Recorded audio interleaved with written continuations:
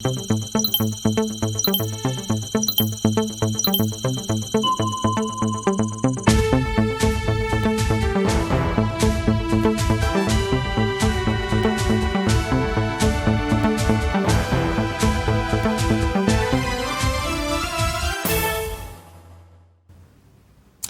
faites bien de choisir Truth TV pour vous informer. Bonsoir et bienvenue à cette session d'information dont voici les titres. Et de 2 pour le prix d'excellence de la recherche scientifique. Les lauréats ont été distingués au cours d'une cérémonie hier à Ouagadougou. Les précisions dans un instant. Le Super Galéen 2020 s'appelle Tigashek Savadogo. Les échos de la cérémonie de récompense des meilleurs journalistes de l'année dans ce journal. Une fois de plus, bonsoir et bienvenue. Le ministère en charge de la recherche scientifique a célébré l'excellence le 23 octobre dernier et le prix d'excellence de la recherche scientifique a été décerné à l'enseignant-chercheur Mahamadou Ouedraogo de l'université Norbert Zongo de Koudougou. L'objectif de ce prix, qui est à sa 2e édition, est d'encourager la recherche au profit du développement social et économique au Burkina Faso. Abdoul Rahim Niéni. Dr Mahamadou Lamine Ouedraogo, lauréat du Grand Prix d'excellence de la recherche scientifique 2020, est enseignant-chercheur à l'université Norbert Zongo de Koudougou. Son travail qui lui a valu ce prix porte sur la sémiotique en lien avec les problèmes sociétaux.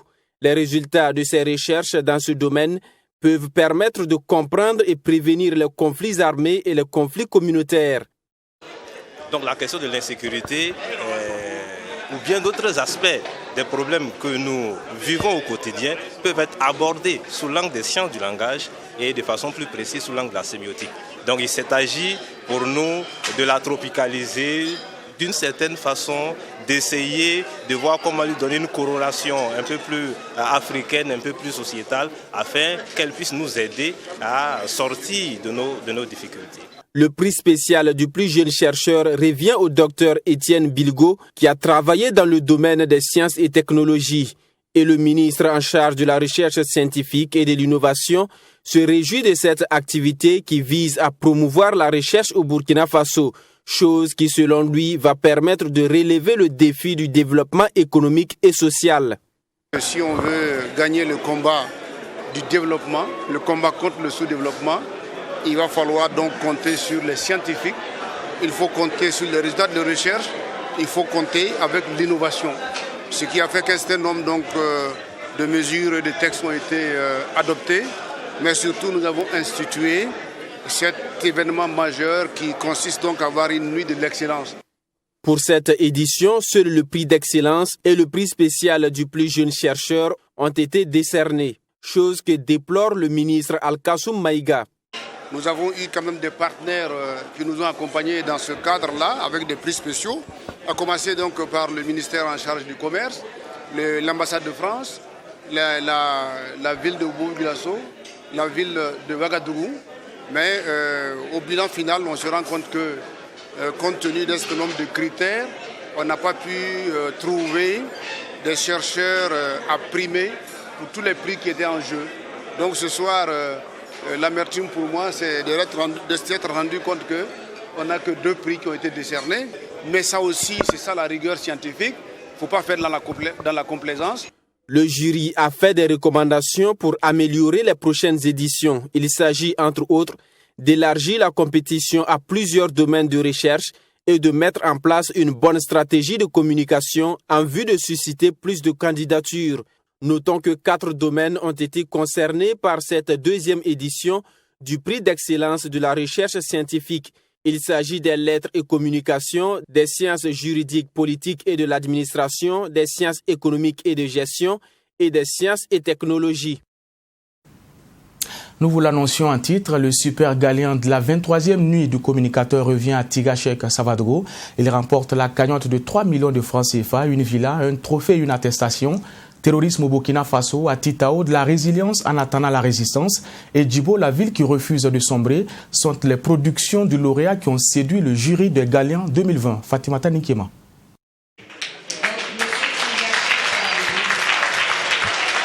Tigashek Savadogo, le Faso.net.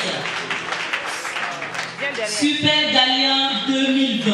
Ainsi, Tigashek Savadogo du média en ligne Le Faso.net vient d'être sacré Super Galéen 2020 à cette 23e édition de la Nuit des Galéens. Terrorisme au Burkina Faso, Titao, de la résilience en attendant la résistance, et Burkina, Djibo, la ville qui refuse de sombrer, sont les reportages qui ont permis à ce jeune journaliste reporter de remporter non seulement le prix du meilleur reportage dans la catégorie presse en ligne, mais aussi le Super Galien. Avec ces deux prix, il répare avec la somme de 4 millions de francs CFA, une villa de 20 millions de francs CFA, 2 trophées, 2 attestations et des gadgets. C'est une grande émotion qui m'anime actuellement. J'en perds pratiquement la parole.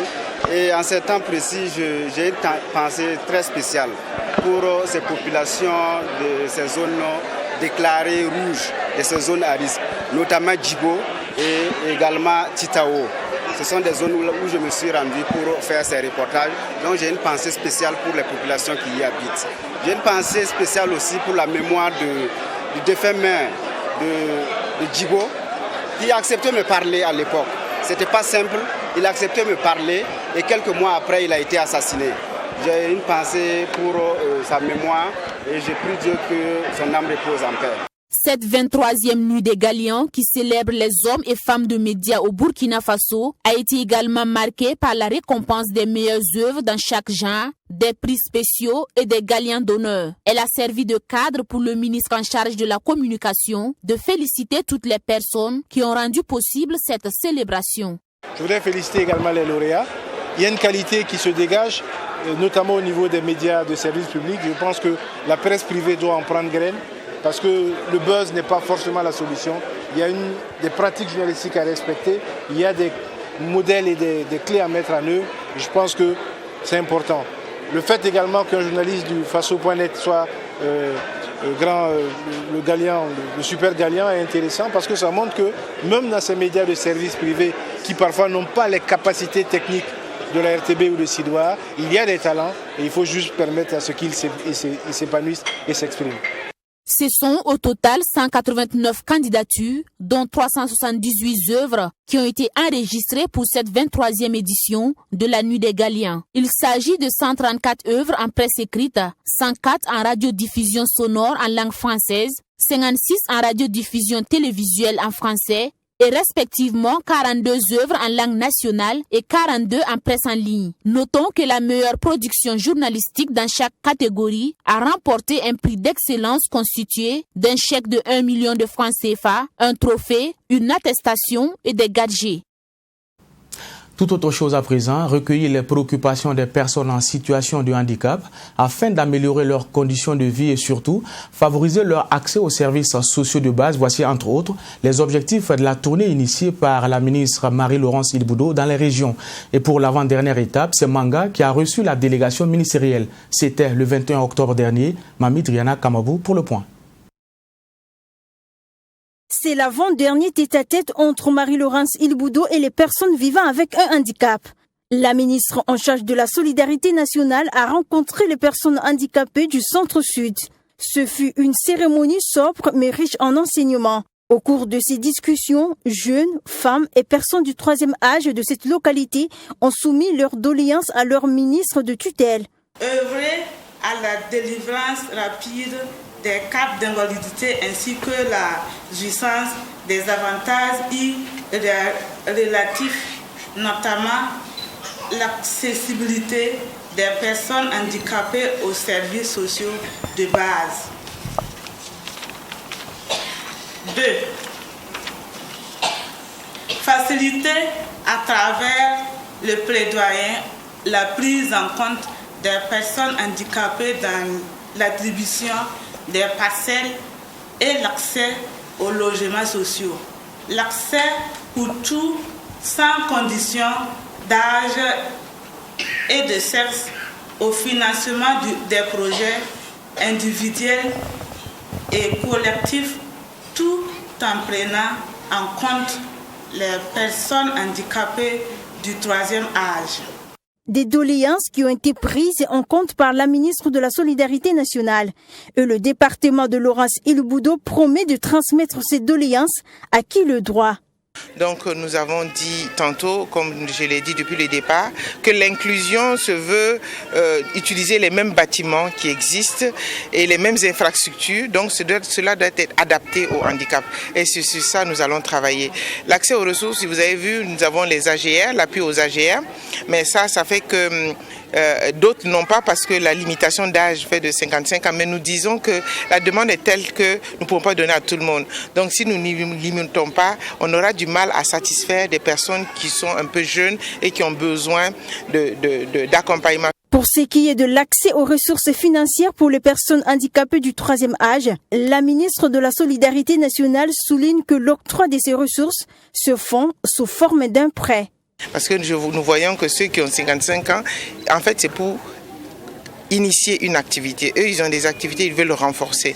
Dans ce cas, nous avons des instruments aujourd'hui à la FONAFI et il y a le FAF pour les femmes où nous pouvons, à travers des microfinances, financer certains projets dans leur circonscription. Donc, c'est des informations qu'ils n'avaient pas, mais nous allons demander à ceux qui ont des activités déjà qui peuvent générer des ressources d'aller au prêt. Mais ils ont vu aussi que l'accès aux ressources, c'est sous forme de garantie. Au sortir de cette rencontre, Laurence Il-Boudou a promis de soumettre certaines de ses préoccupations au président du Faso pendant la grande rencontre entre gouvernement et les personnes handicapées prévue pour le 27 octobre prochain à Ouagadougou.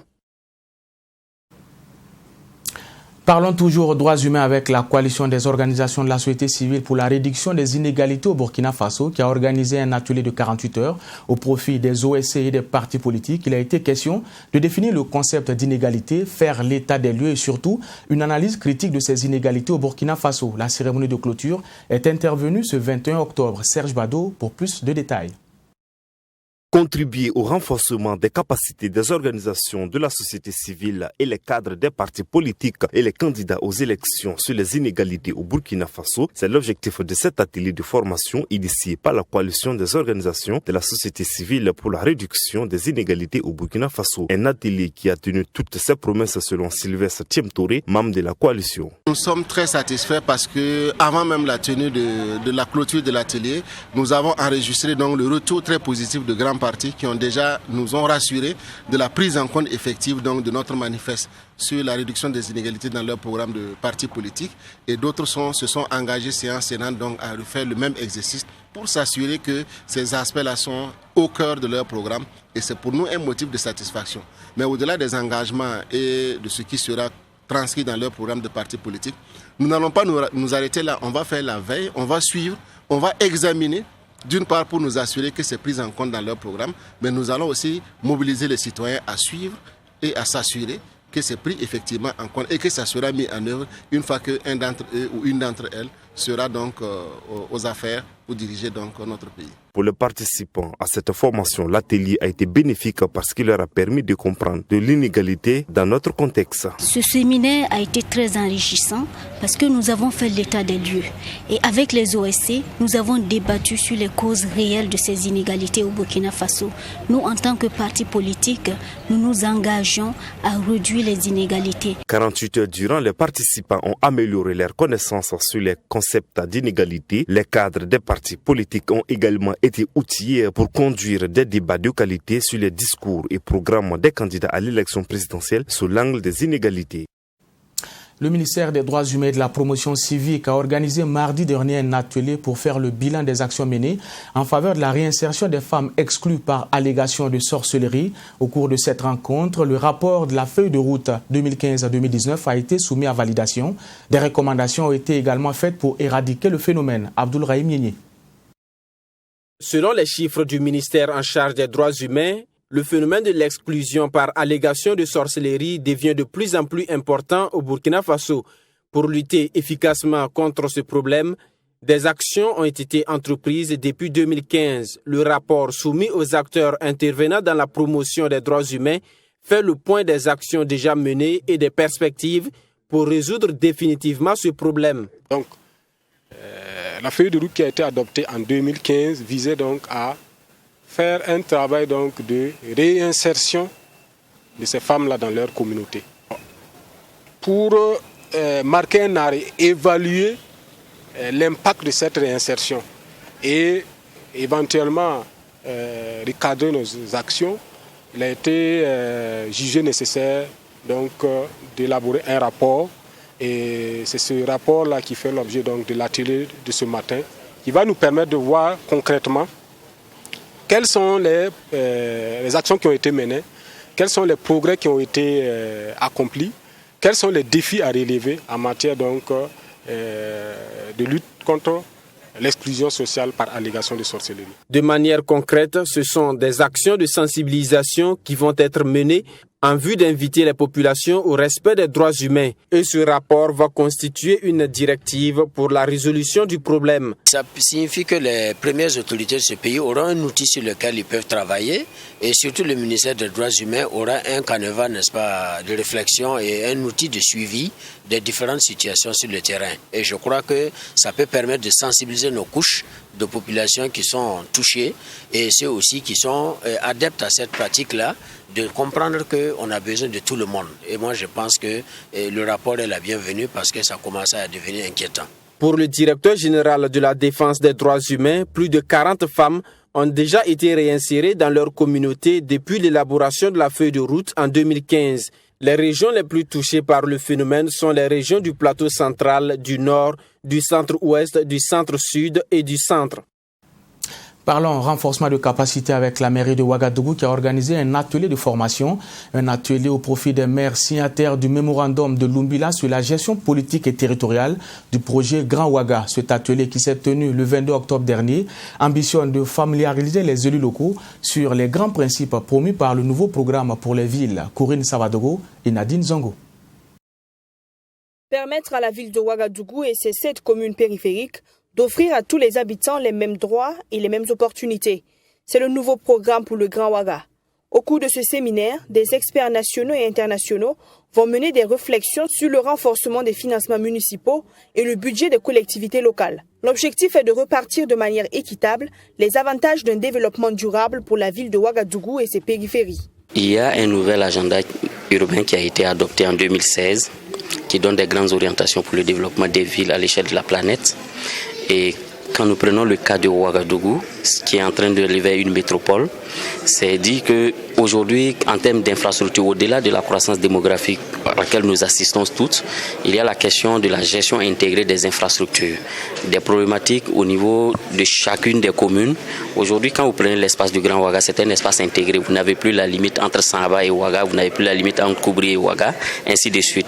Comment faire en sorte que toutes les problématiques à l'échelle de cet espace territorial-là, on puisse avoir une gestion intégrée pour penser des infrastructures beaucoup plus intégrantes afin de prendre en compte ces grands défis. Pour permettre l'effectivité de ce nouveau programme pour ces communes, les acteurs comptent renforcer les capacités des administrations locales et les organisations de la société civile pour gérer les questions urbaines métropolitaines et territoriales. Ce séminaire se tient par ailleurs sous le thème Contribution des élus locaux et des organisations de la société civile dans la mise en œuvre du nouveau programme pour les villes. Que nous sommes dans une logique de l'intercommunalité. L'intercommunalité va nous permettre de voir comment Ouagadougou et les 7 communes qui nous ceinturent là doivent coopérer, afin d'apporter des solutions durables aux populations. Vous savez, aujourd'hui, quand quelqu'un vit à Samba et qui travaille à Ouagadougou, souvent, il oublie qu'il vit à Samba, il travaille à Ouagadougou. Donc, pour lui, la logique fonctionnelle est que c'est un citadin du Grand Ouaga. C'est la raison pour laquelle ces séminaires de formation vont nous permettre de voir comment on renforce notre coopération pour trouver des solutions à des préoccupations, que ce soit dans la mobilité, que ce soit dans l'assainissement, que ce soit dans la gestion des déchets. Parce que nous avons développé des outils dans ce sens. Aujourd'hui, le chemin d'aménagement du Grand Ouaga qui a été adopté.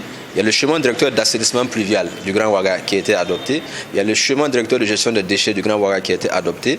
Et le programme de mobilité urbaine qui est en cours, du Grand Ouaga qui est en cours d'adoption. Donc tous ces outils vont permettre de voir comment nous vivons ensemble dans ce grand territoire. Il est attendu des participants qu'ils apportent leur contribution dans la mise en œuvre de ce programme. Le Grand Ouaga, une fois bouclé, s'étendra sur une superficie d'environ 3330 km². Il sera constitué de la ville de Ouagadougou et des communes périphériques comme Konki-Ipala, comme Silga, Koubri et Lumbila parmi tant d'autres. Le ministère de l'Agriculture et la FAO ont lancé le 22 octobre dernier le projet de déploiement de l'innovation intelligente par la recherche agricole dénommé DESIRA. Cette démarche vise à mettre en place des stratégies innovantes et efficaces pour faire face aux difficultés que rencontre le secteur agricole. L'objectif est de booster la production au Burkina Faso. Abdoulrahim Niénié. Le secteur de l'agriculture au Burkina Faso est confronté à des difficultés depuis un certain temps. Il s'agit entre autres du changement climatique et de l'invasion des insectes. Face à cette situation, les acteurs de ce domaine entendent innover pour mieux faire face à ces problèmes. Et cette rencontre va permettre de définir des stratégies à adopter pour une meilleure résilience de l'agriculture au Burkina Faso. Avec les effets des changements climatiques, qui constituent la réduction des pluies, et avec les différentes invasions, que ce soit les criquets pèlerins, les chenilles légionnaires et tout, le lot de malheurs qui frappent le monde agricole. Il faut réfléchir ensemble pour voir quels sont les mécanismes qui vont nous permettre de nous adapter face à ces situations-là. Et vous savez que les populations du monde entier ne font que croître et avec également les pertes en matière de nourriture qui est constatée après les récoltes. La mise en œuvre du projet déploiement de l'innovation intelligente par la recherche agricole DESIRA va également permettre de combler les insuffisances des différents projets d'accompagnement des producteurs. L'objectif est de responsabiliser les producteurs dans la mise en œuvre des innovations. Le système actuel d'accompagnement des paysans qui est orienté vers le conseil agricole aux petits paysans, et il y a quand même quelques lacunes. Et ces lacunes, c'est quoi? C'est que notre système actuel d'accompagnement des paysans est orienté vers des techniques et technologies pour mieux produire. Il y a des maillons qui manquent dans cet accompagnement. Et le maillon, c'est apprendre le paysan lui-même à pouvoir collaborer avec d'autres paysans, à pouvoir collaborer avec des acteurs qui sont dans les systèmes de fourniture d'intrants, pouvoir collaborer avec des acteurs qui sont dans l'accompagnement financier. Notons qu'en 2015, un projet dénommé CEDAIS avait été mis en place par la FAO et l'État burkinabé et a permis d'évaluer le système national d'innovation agricole. Ce nouveau projet DESIRA va permettre la mise en œuvre effective du système d'innovation agricole au Burkina Faso. Le programme de renforcement de la gouvernance locale et du contrôle citoyen au Burkina Faso a organisé une tournée dans la commune de Sabsé pour toucher du doigt les acquis de ce projet lancé en 2018. Le projet vise à renforcer les capacités des populations dans la gestion des finances publiques et surtout la mise en œuvre des plans sectoriels locaux de développement. Serge Badou. Axé sur le renforcement de la participation de la société civile dans le suivi de la gestion des finances publiques tant au niveau local que national, le programme de renforcement de la gouvernance locale et du contrôle citoyen au Burkina Faso, lancé en 2018, vise la promotion d'une citoyenneté active et la réduction des inégalités de manière progressive et inclusive. Et sur le terrain, les actions du cadre de dialogue citoyen sont visibles. À Rio, selon le président du cadre de dialogue citoyen Eugène Bamouni, on peut retenir une journée de sensibilisation auprès des contribuables. Parce que Rio, c'est une commune qui abrite une mine. Mais nous ne devons pas compter sur ce qu'on appelle les fonds miniers. Nous devons compter sur nos propres forces, comme le disait Thomas Sankara en son temps. Et c'est la raison pour laquelle cette journée a été pour nous de demander au directeur des impôts, à celui du Trésor, pour qu'il puisse expliquer ce que c'est que l'impôt. Qui doit le payer? Comment le payer? Où le payer? Et pourquoi il faut le payer? Et ça a été une occasion de sensibilisation pour que les acteurs sachent que réellement ce qu'on leur demande là, ce n'est pas pour aller mettre dans la porte de quelqu'un, ce n'est pas pour aller construire la maison de quelqu'un, c'est pour construire leur propre cité. Pour la chargée du programme Larissa Zongo, le bilan de mise en œuvre du projet à mi-parcours est satisfaisant malgré les difficultés rencontrées sur le terrain. Au bout de 2 ans, nous avons vu que c'était vraiment porteur, ça a créé vraiment un engouement au niveau des communes. Nous avons vu que de plus en plus les citoyens participent à la gestion de la commune. Et il y a une meilleure collaboration entre les populations et les autorités locales dans le cadre de la gestion de la commune, dans le cadre de la transparence et dans le cadre de l'implication de la population dans la prise de décision. Comme c'est une première, il y a eu parfois des frictions, mais à mi-parcours, nous pouvons déjà dire que nous sommes satisfaits des résultats du projet. Lancé en avril 2018, le programme de renforcement de la gouvernance locale et du contrôle citoyen au Burkina Faso intervient dans les communes de Bama, Kaya, Sapsé, Tenkodougou, Koubri, Satiri, Réo, Manga et Saponi. Confronter les futurs archivistes à la réalité du terrain et leur faire appréhender les limites de la théorie en se forgeant à la fois une expérience personnelle et collective, c'est tout le sens de la formation initiée par l'ENAM en collaboration avec l'ONG Archives Sans Frontières France. Les participants à ce chantier école ont reçu leur attestation de fin de formation mardi dernier. Raketa Bilgo et Nadine Zongo. Cette cérémonie de remise d'attestation marque la fin de la formation des élèves archivistes de l'École nationale de l'administration et de la magistrature ENAM. Cette formation, dénommée Chantier École, a porté sur le classement du Fonds des archives historiques détenu par le CNRST et sur les techniques d'audit de la fonction d'archives d'une organisation. Initiée par Archives Sans Frontières France, elle entre dans le cadre d'une co-construction entre les partenaires français de l'Université de Versailles et l'ENAM. L'idée qui a en effet animé cette première étape de la convention entre l'ENAM et Versailles consistait à profiter de l'expérience de terrain au Burkina Faso et plus largement en Afrique, qui est celle d'Archivistes Sans Frontières, pour proposer une approche pédagogique complémentaire aux cours théoriques, en offrant aux étudiants des mises en situation proches de ce qui les attend sur le terrain, l'opportunité d'échanger avec des pairs, de partager des pratiques au niveau international et de participer à un projet collectif. Ce chantier école aura également eu la vertu de provoquer une prise de conscience parmi les étudiants sur la nécessité de sauvegarder à tout prix le patrimoine documentaire burkinabé et d'envisager ainsi leur future mission comme une contribution à la mise en œuvre des politiques publiques nationales et à la défense du droit fondamental et démocratique d'accès à l'information. Pour le directeur général de l'ENAM, cette formation a été l'occasion pour ses élèves de passer de la théorie à la pratique. Elle a aussi et surtout permis aux participants de mesurer davantage l'importance des archives et l'intérêt qu'il y a de les préserver. L'idée centrale, ce sont des chantiers écoles dans le cadre de ce qu'on appelle la formation expérientielle. Les élèves de l'ENAM ils vont apprendre sur le terrain.